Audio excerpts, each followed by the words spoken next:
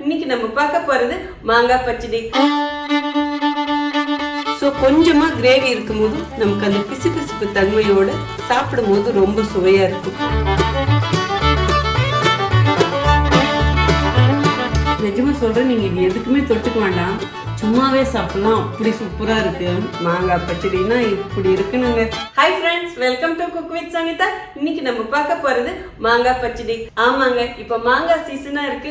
உங்களையும் ஒரு சிலர் கேட்டிருந்தீங்க, அக்கா மாங்காய் பச்சடி செஞ்சுக்காமீங்கன்னு சொல்லிட்டு. ஸோ உங்களுக்காகவே இந்த மாங்காய் பச்சடியை ரொம்ப எளிமையான முறையில செஞ்சு காட்ட போறேன். இந்த மாங்காய் பச்சடியை சின்னவங்கல இருந்து பெரியவங்க வரைக்கும் ரசிச்சு சாப்பிடுற மாதிரி செஞ்சு காட்ட போறேன். இந்த மாங்காய் பச்சடி தயிர் சாதத்துக்கு வச்சு சாப்பிட்டா அவ்வளவு சுவையா இருக்கும். ஈவன் நீங்க சாம்பார் சாதத்துக்கு கூட வச்சு சாப்பிடலாம். சோ இவ்வளவு சுவையான இந்த மாங்காய் பச்சடியை ரொம்ப எளிமையா இன்னைக்கு சங்கீதா ஸ்டைல்ல செஞ்சு காட்ட போறேன். நம்ம சேனலை யாரெல்லாம் என்ன சப்ஸ்கிரைப் பண்ணலையோ சப்ஸ்கிரைப் பண்ணுங்க.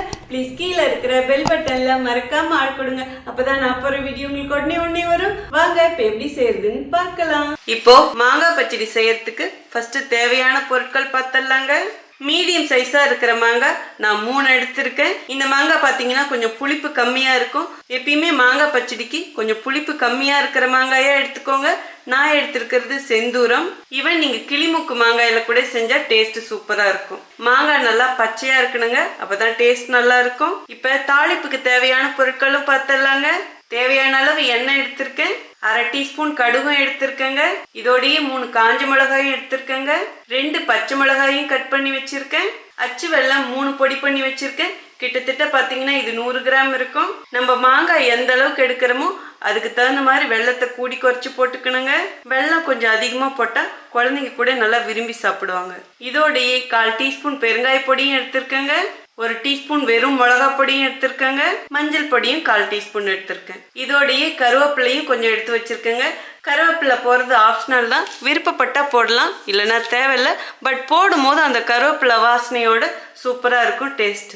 இவ்வளவுதாங்க தேவையான பொருட்கள். வாங்க ஃபர்ஸ்ட் இப்ப மாங்காயை கட் பண்ணி எடுத்துக்கலாம். இப்ப மாங்காயை பீஸா கட் பண்ணிக்கலாங்க.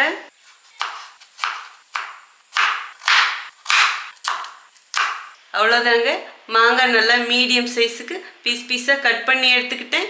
இப்போ மாங்காய் பச்சடிக்கு மாங்காய் ரெடி ஆயிடுச்சு. வாங்க இப்போ மாங்காய் பச்சடி எப்படி செய்யறதுன்னு பார்க்கலாம். இப்போ மாங்காய் பச்சடி செய்யறதுக்கு ஃபர்ஸ்ட் நம்ம வெள்ளத்தை பாவு காய்ச்சி எடுத்துக்கணுங்க.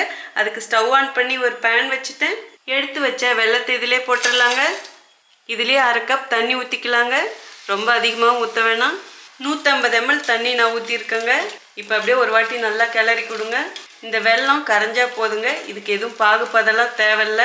அதாவது இந்த வெள்ளத்தில் இருக்கிற கல் தூசெல்லாம் வடிகட்டி எடுக்கிறதுக்காக தான் நம்ம இப்படி பாவு காய்ச்சி எடுக்கிறோம்.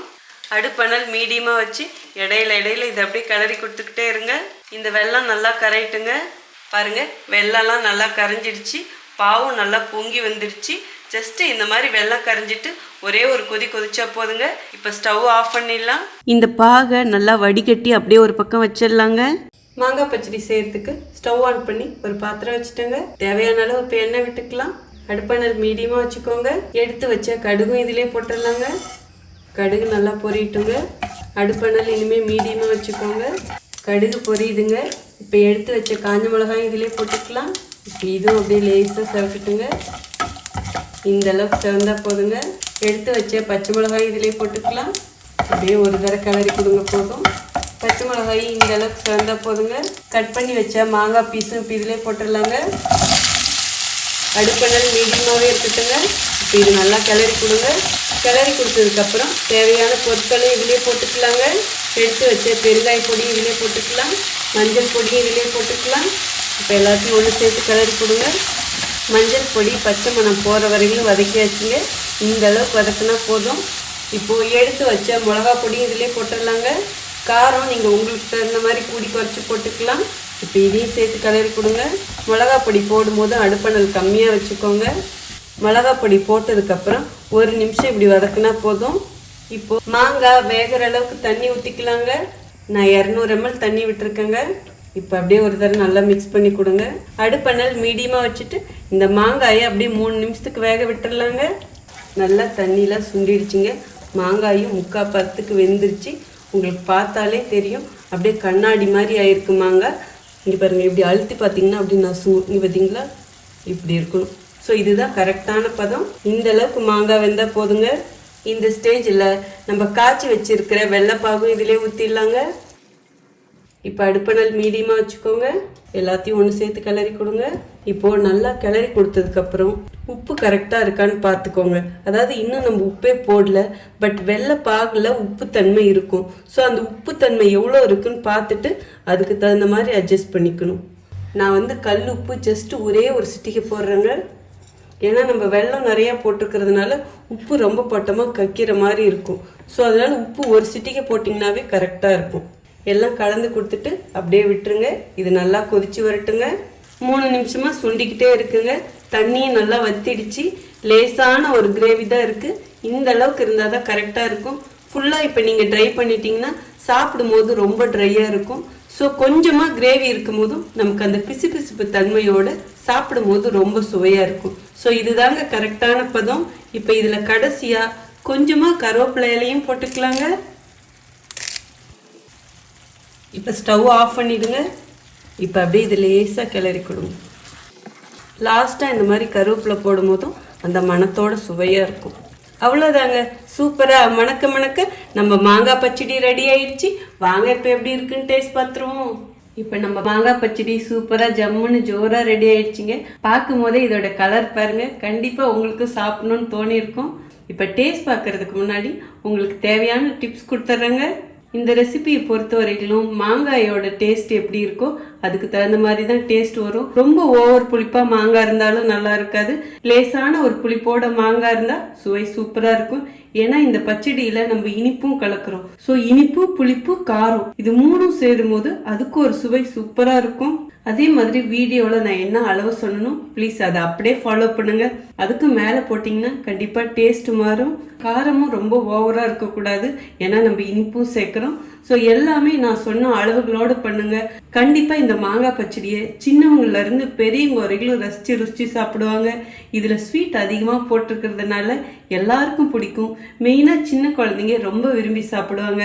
இப்போ மாங்காய் சீசனாக இருக்குது. ஸோ இந்த டைமில் இதே மாதிரியே செஞ்சு பாருங்க, அவ்வளோ அஸ்தலாக வரும். இந்த மாங்காய் பச்சடியை எதுக்கெல்லாம் வச்சு சாப்பிடலான்னு உங்களுக்கு தெரியாது கிடையாது. இருந்தாலும் சங்கீதா ஸ்டைலில் சொல்லணும்னா அப்படியே தயிர் சாதம் இருந்து அது கூட வச்சு சாப்பிட்டா அவ்வளோ அமிர்தமாக இருக்கும்.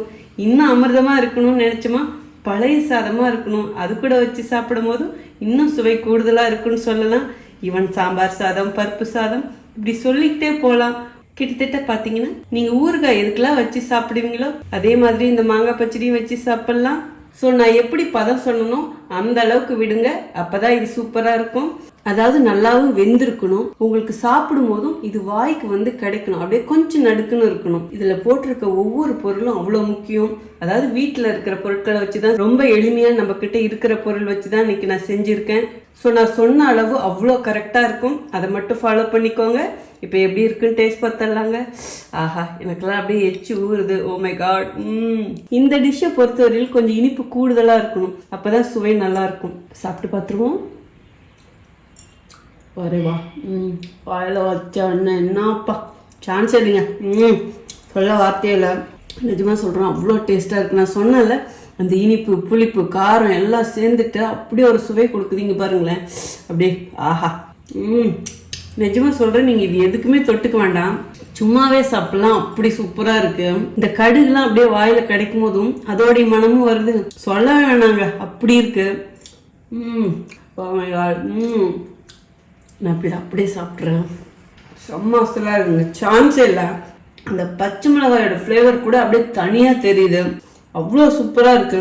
கம்பல்சரி நீங்கள் இதை ட்ரை பண்ணி பார்க்கணும்னு சொல்லுவேன். யாரெல்லாம் மாங்காய் பச்சடி கேட்டிங்களோ ப்ளீஸ் கண்டிப்பாக ட்ரை பண்ணி பாருங்க. ஸோ இதே மாதிரியே செஞ்சு பாருங்க, காரமும் இருக்கும், இனிப்பும் இருக்கும், அவ்வளோ சுவை சூப்பராக இருக்கும். ஸோ கண்டிப்பாக நீங்களும் இதே மாதிரியே செஞ்சு பார்த்துட்டு எப்படி இருக்குன்னு சொல்லிட்டு கமெண்ட் பாக்ஸில் சொல்லுங்க.